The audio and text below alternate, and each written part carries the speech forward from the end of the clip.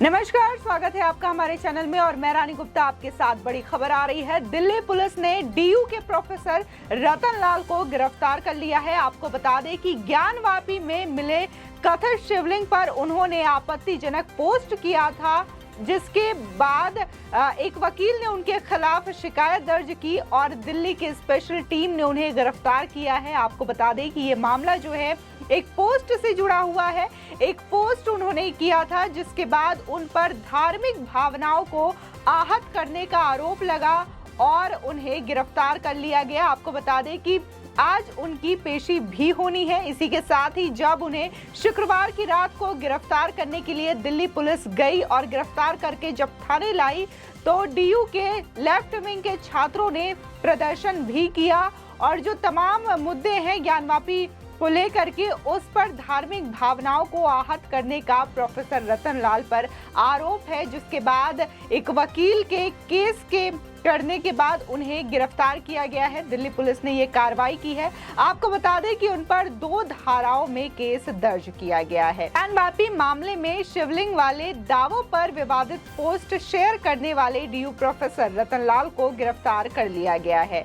Delhi police की special cell ने उन्हें शुक्रवार रात को गिरफ्तार किया है। आपको बता दें, डॉक्टर रतन लाल के खिलाफ धार्मिक भावनाओं को आहत करने की शिकायत दर्ज की गई है।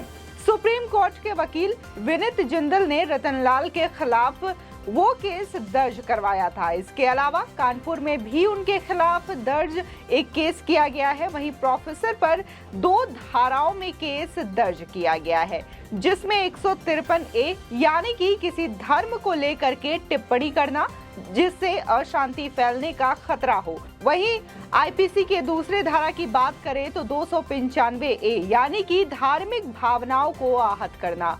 आपको बता दें कि ये कहा जा रहा है कि आज शनिवार को ही रतन लाल को कोर्ट में पेश किया जा सकता है, लेकिन प्रोफेसर की गिरफ्तारी के बाद से ही दिल्ली विश्वविद्यालय में तनाव बढ़ता हुआ दिखाई दे रहा है। AISA के कार्यकर्ता डीयू प्रोफेसर की रिहाई की मांग भी कर रहे हैं। उन्हें तुरंत छोड़ने की अपील की जा रही है। आपको बता दें कि भड़के कार्यकर्ता देर रात ही साइबर सेल के बाहर पहुंच गए। उन कार्यकर्ताओं की तरफ से दूसरे छात्रों को भी इकट्ठा किया जा रहा है। सभी से बड़ी तादाद में साइबर सेल के बाहर आने की भी बात कही गई है। अब जानकारी के लिए बता दें कि कुछ दिन पहले रतन लाल की तरफ से सोशल मीडिया पर शिवलिंग को लेकर एक पोस्ट किया गया था। उन्होंने अपने विचार रखते हुए एक ऐसा दावा दिया जिसे धार्मिक भावनाओं को ठेस पहुंचाने वाला माना गया।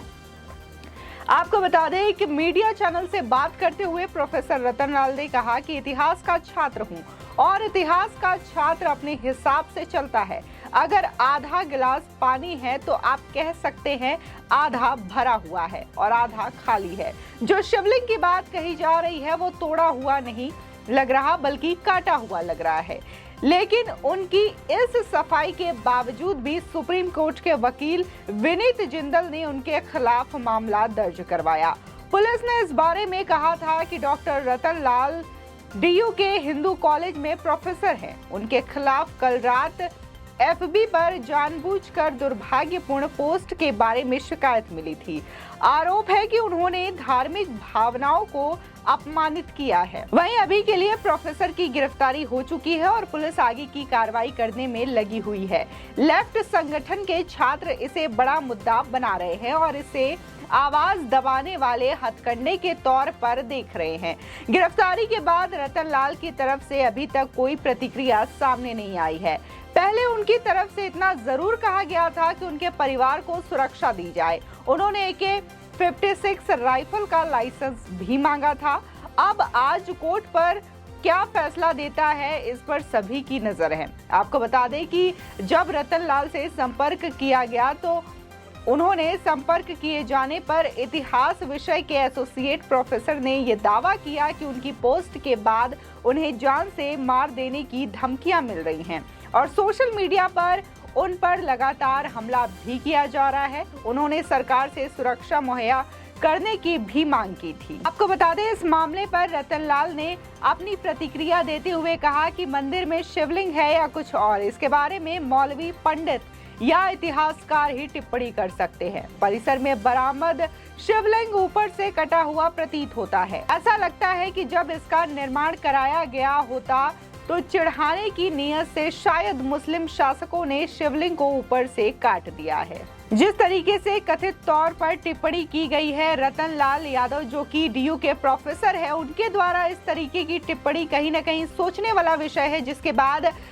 जो वकील है विनीत जिंदल, उन्होंने उनके खिलाफ एफआईआर दर्ज करवाई और दिल्ली की स्पेशल सेल ने उनको गिरफ्तार किया शुक्रवार की रात को ही। और आज कहा जा रहा है कि कोर्ट में उनकी पेशी होगी, उसके बाद ही आगे की कार्रवाई के बारे में कहा जा सकता है। फिलहाल जिस तरीके से कोर्ट में उनकी पेशी होगी उस पर सबकी नजरें टिकी हुई है कि कोर्ट सुनवाई में क्या फैसला लेती है। इसी के साथ ही हम आपको बता दें कि कुछ दिनों पहले सपा अध्यक्ष अखिलेश यादव ने भी ज्ञानवापी मुद्दे पर टिप्पणी की थी और ये कहा था कि कहीं भी झंडा लगा दो, पत्थर रख दो, वो मंदिर बन जाता है। तो इस पर भी एक वकील ने उनके खिलाफ एफआईआर दर्ज की थी और साथ ही मांग की थी उनकी गिरफ्तारी का। जिसके बाद जो चीजें हैं वो सामने आ रही है कि ज्ञानवापी विवाद पर कैसे राजनीतिक मोड़ आ रहा है और तमाम जो लोग हैं कथित तौर पर मिले शिवलिंग को लेकर के विवादित टिप्पणी किए जा रहे हैं।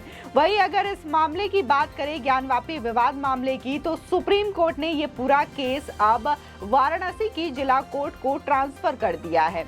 साथ ही जो स्थान था जिसे कि वजू खाना कहा जा रहा था और वहां पर शिवलिंग मिला था, उसको सील करने की बात कही गई थी। डिस्ट्रिक्ट कोर्ट ने भी ये ऑर्डर दिया था। इसी के साथ ही सुप्रीम कोर्ट ने भी इस ऑर्डर पर मुहर लगा दी और वाराणसी प्रशासन को ये आदेश दिया कि उस स्थान को, वजू खाना को और मिले शिवलिंग को सील कर दिया जाए ताकि उसे संरक्षित रखा जाए और किसी भी प्रकार का कोई हानि उसे ना पहुंचाया जा सके। इसी के अलावा नमाज की बात रही तो वहां पर नमाज अदा करने की इजाजत कोर्ट ने दे रखी है, लेकिन एक लिमिटेड तरीके से, लिमिटेड लोगों के तरीके से वहां पे नमाज अदा करनी है। इसी के साथ ही जो सर्वे किया गया था उसकी रिपोर्ट भी कोर्ट को सौंप दी गई है और कोर्ट अब इस पर सुनवाई कर रही है। और ऐसा कहा जा रहा है कि जिस तरीके से वहां पे तमाम साक्ष्य मिले हैं, संस्कृति से जुड़े हुए, हिंदू संस्कृति से जुड़े हुए तमाम साक्ष्य, जैसे कि हिंदू देवी देवताओं के चिन्ह वहां पे मिले हैं, त्रिशूल मिला है, इसी के साथ ही डमरू, शंख, तमाम ऐसे जो चिन्ह हिंदू संस्कृति से ताल्लुक रखते हैं, ऐसी तमाम चीज़ें वहाँ पे मिली है। जिसके बाद से जो लोग हैं वो ये कह रहे हैं कि जो मस्जिद बताया जा रहा है वो दरअसल मस्जिद नहीं बल्कि मंदिर है। वही बार बार दूसरे पक्ष यानी कि मुस्लिम पक्ष जो हवाला दे रहा है 1991 एक्ट का कि 1991 जो एक्ट है उस जब से आया है भारत में, उसे संसद में पारित किया गया है, उसके अनुसार 1947 के पहले जो भी मंदिर या मस्जिद, जो भी धार्मिक स्थान थे, उनका कैरेक्टर नहीं बदला जाएगा, वो जैसे हैं वैसा ही रहेगा। लेकिन अब सुप्रीम कोर्ट ने कल चली सुनवाई में ये सीधे से क्लियर कर दिया है कि 1991 जो एक्ट है उसमें बहुत सारी खामियां हैं। अगर कोई स्थान इस तरीके से पुराना है और उसमें जो साक्ष्य हैं वो करीब 100 साल से भी पुराने संस्कृति के मिलते हैं तो उसका सर्वे ज़रूर किया जाना चाहिए।